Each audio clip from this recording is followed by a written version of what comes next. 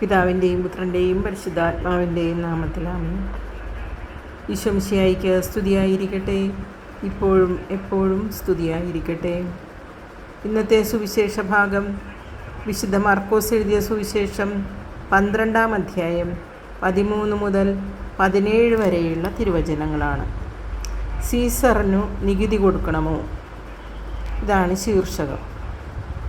പ്രാർത്ഥനാപൂർവം നിയോഗങ്ങൾ സമർപ്പിച്ച് വചനശ്രവണത്തിനായി ഒരുങ്ങാം. അവനെ വാക്കിൽ കുടുക്കുന്നതിന് വേണ്ടി കുറേ ഫരിസേയരും ഹെരോദേസ് പക്ഷക്കാരെയും അവർ അവൻ്റെ അടുത്തേക്ക് അയച്ചു. അവർ വന്ന് അവനോട് പറഞ്ഞു, ഗുരു, നീ സത്യവാനാണെന്നും ആരുടെയും മുഖം നോക്കാതെ നിർഭയം ദൈവത്തിൻ്റെ വഴി സത്യമായി പഠിപ്പിക്കുന്നെന്നും ഞങ്ങൾ അറിയുന്നു. സീസറിന് നികുതി കൊടുക്കുന്നത് നിയമാനുസൃതമോ അല്ലയോ?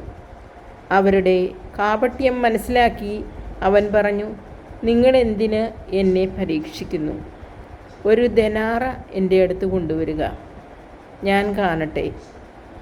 അവർ അത് കൊണ്ടുവന്നപ്പോൾ അവൻ ചോദിച്ചു, ഈ രൂപവും ലിഖിതവും ആരുടേതാണ്?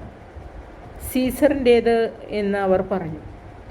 യേശു അവരോട് പറഞ്ഞു, സീസറിനുള്ളത് സീസറിനും ദൈവത്തിനുള്ളത് ദൈവത്തിനും കൊടുക്കുക. അവർ അവനെക്കുറിച്ച് വിസ്മയിച്ചു. കർത്താവിൻ്റെ സുവിശേഷം. ക്രിസ്തുവേ, അങ്ങേക്ക് സ്തുതി.